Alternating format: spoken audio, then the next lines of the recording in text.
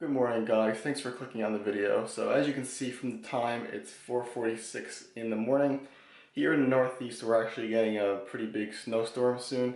So I figured I'm going to go to the gym, try to get a deadlift workout quickly, really early in the morning. School's already canceled, work's already canceled, so I have nothing else to do the rest of the day.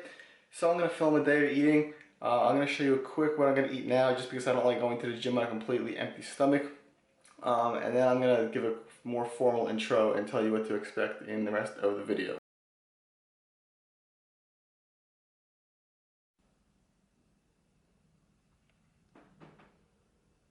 So nothing fancy, like I said, I'm just having a quick apple, banana. This just has a little bit of protein in it, just so I don't go to the gym on a completely empty stomach. So I'm going to go eat this quick now, go to the gym, and I'll give you a more formal introduction when I get back.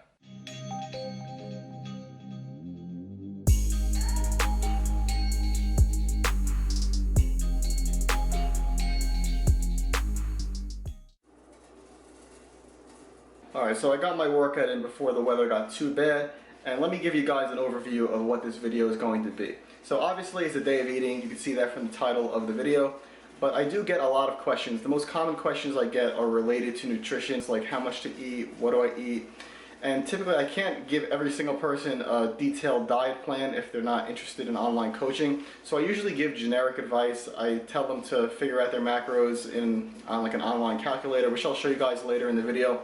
And I tell them to watch my day of eating videos for examples of the foods that I eat. But I haven't made one of these videos in a while, so I thought I would do an updated one. And what I'm going to do differently this time is with each meal, I'm going to answer some of the most common nutrition questions that I get. So stick around for the whole video. I'm going to bust some nutrition myths, answer some common questions, and hopefully I can help you guys out as well as show you the foods that I eat. So like you saw, it's only like 7:40 in the morning right now. I don't want to eat my next meal just yet because I'm really not that hungry yet, and if I eat now then I'm going to have to go long. I have a long rest of the day with not that much food, so I'm going to shower, wait a little bit, and I'll see you in the next meal.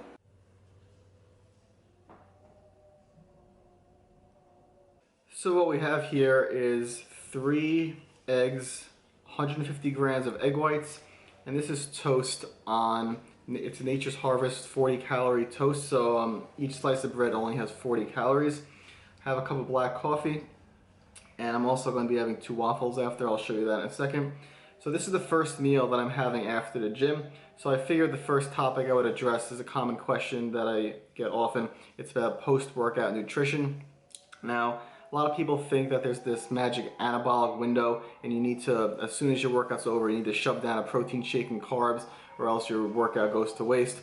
In fact, I even see people at my gym, they'll like run to the bathroom when they're done, open up their locker, get to their gym bag, and chug a protein shake in the bathroom as if it's like an emergency. I actually, right now, you saw I got back from the gym at 7:40, it's like 2 hours later. Ideally, I don't like to wait that long. I like to usually eat within an hour, but you don't need to eat within like 30 minutes. You don't need to eat right away, and you don't even need to have a protein shake. You could just have a meal. So like you see here, I'm having eggs that has protein. I typically recommend you have some kind of protein, some kind of carb. You can keep the fat a little lower, but you could have fat, it's not going to hurt you. And try to eat it within an hour, but sometimes if you have to go longer, it's not really a big deal. I basically put it on top of the bread like this. You've probably seen me eat this in the last several videos. It's been a staple of mine for a while, but some other meals later on will be different. Okay, and the last piece of the meal is 2 Eggo waffles.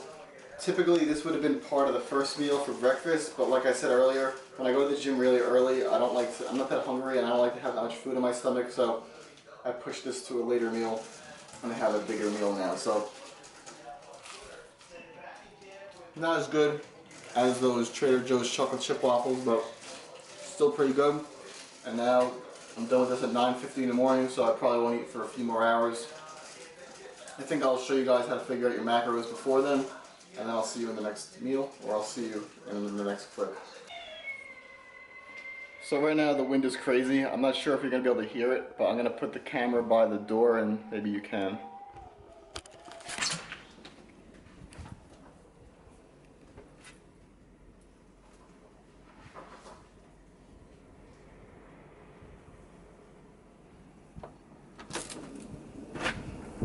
I can't open the door.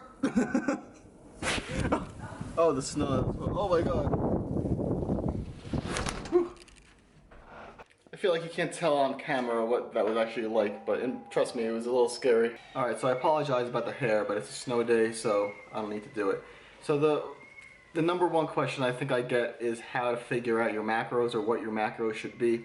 And now you have to keep in mind, macros are highly individual. They're going to vary based on your age, if you're male or female, your activity level, how many times you go to the gym, the body type you are, so your metabolism. There's so many factors. So the best you can really do is choose an appropriate starting point and then adjust from there. If your goal is to lose weight and you didn't lose weight, then you'll have to make an adjustment and lower your calories. If your goal is to gain weight and you didn't gain weight, then you'll have to make an adjustment to increase your calories. So the advice that I give people when they want my help but they're not looking for a plan necessarily is this is what I tell them to do. So I Google if it fits your macros calculator, click the very first link here.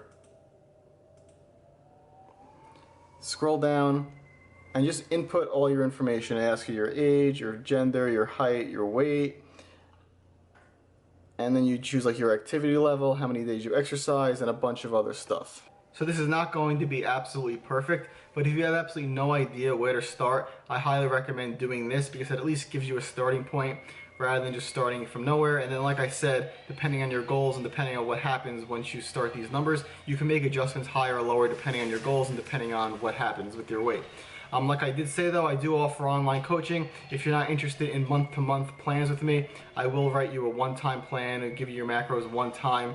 And I don't charge very much for that. So if you're interested, you could always shoot me an email. I'll put the email on the screen. But this is what I tell people as far as general information if they need to figure out their macros and they're really just lost and confused and they don't really want to pay someone to do it for them. Alright, so next meal, it's about 5 hours later. It's almost 2:30. And part of the meal, I'm making a poverty brownie. Shout out to Travis S. for this idea. I started doing it recently.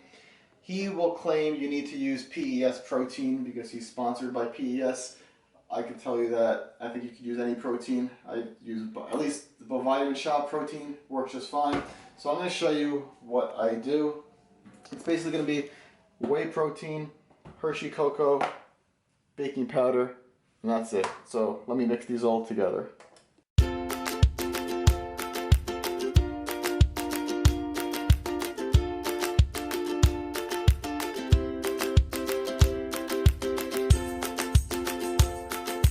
And now the key part is the water. If you put too little or too much, it kind of ruins it. So I found, well, from Travis, 80 grams is perfect.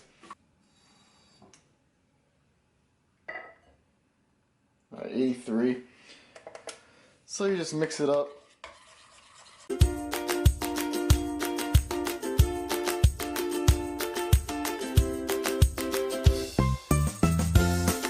Alright, so now you put this in the microwave. Depending on the microwave strength, mine's not that strong. I do a minute and 30 seconds. We'll put it in, and I'll show you guys what it looks like when it comes out.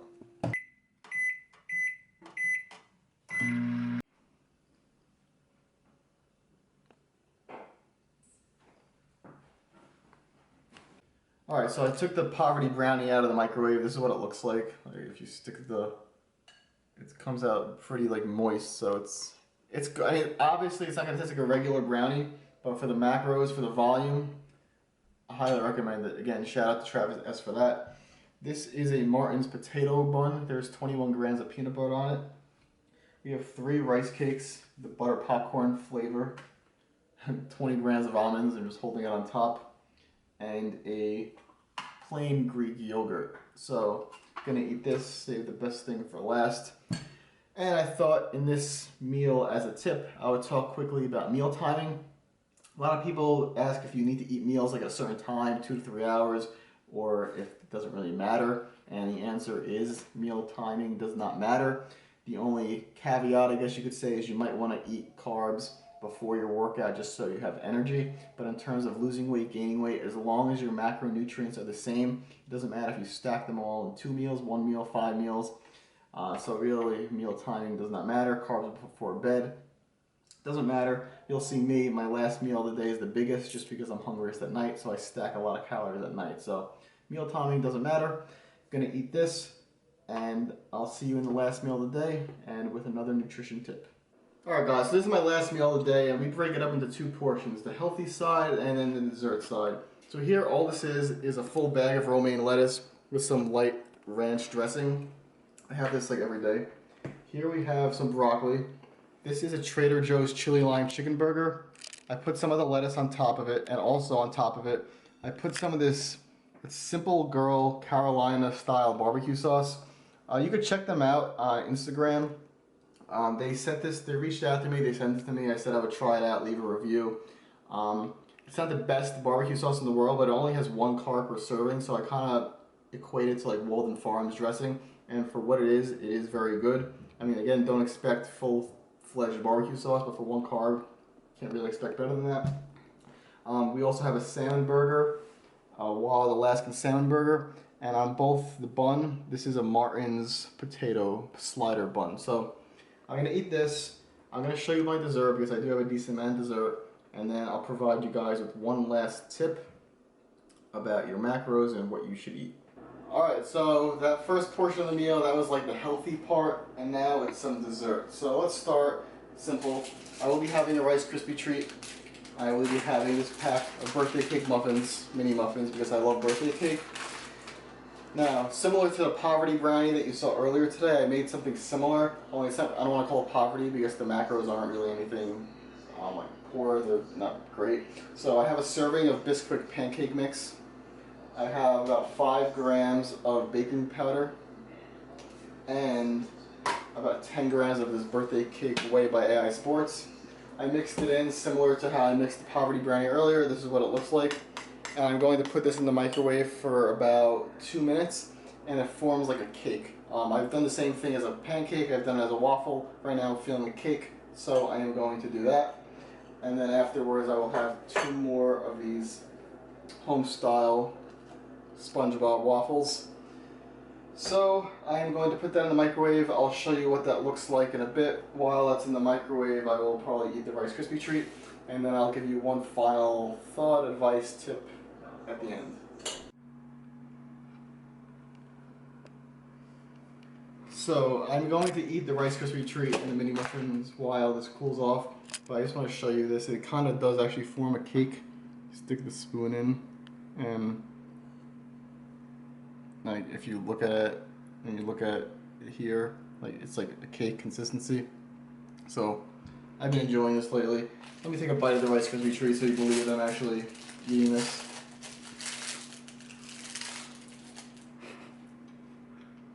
Turn the camera off so I can spit it out.